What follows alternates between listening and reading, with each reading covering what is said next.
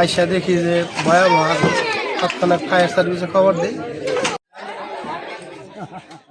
সখীপুরে গভীর রাতে অগ্নিকাণ্ড, 3 দোকান পুড়ে ছায়।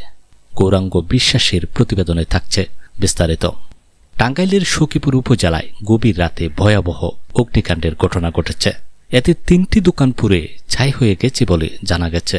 সোমবার 23 ফেব্রুয়ারি দিবাগত রাত 11:50 দিকে উপজেলার 3 নং গজারিয়া ইউনিয়নের কালিয়ানপাড়া বাজারে এই অগ্নিকাণ্ডের ঘটনা ঘটে। আসসালামু আলাইকুম, আমি মোহাম্মদ শাহরুখ হোসেন। আমার বাজারে একটি মনাহারি দোকান ছিল। দোকানে অনেক মাল ছিল।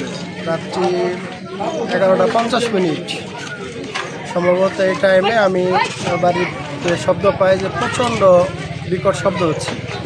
শব্দ হওয়ার তাৎক্ষণিক এখানে আসি। আইসা দেখি যে ভয়াবহ আগুন। তৎক্ষণাৎ ফায়ার সার্ভিসে খবর দিই। ওনারা ফায়ার সার্ভিসের লোকজন এসে দ্রুত আগুন নিভে ক্ষয়ক্ষতির পরিমাণ অনেকটাই হইতো। আরও বাজারে অনেকগুলো ঘর পড়তো। আমার এবং পাশে যে আর একটা ইলেকট্রিসিটি দোকান ছিল, 2টা ঘর পড়ছে। ক্ষতির পরিমাণ অনেক। আসলে এগুলো বইলে হিসাব করা যাবে না। মনাহারি দোকান, এখানে প্রায় 18-20 লাখ টাকার মালামাল ছিল। ভুক্তভোগীরা হলেন সাবেক ইউপি সদস্য শাহাদাত হোসেনের মনোহারি দোকান, জলিল মিয়ার ইলেকট্রনিক্স মেরামতের দোকান এবং সাংবাদিক কামাল হোসেনের ঔষধের দোকান। আগুনে দোকানগুলোর মালামাল সম্পূর্ণ পুড়ে যায়।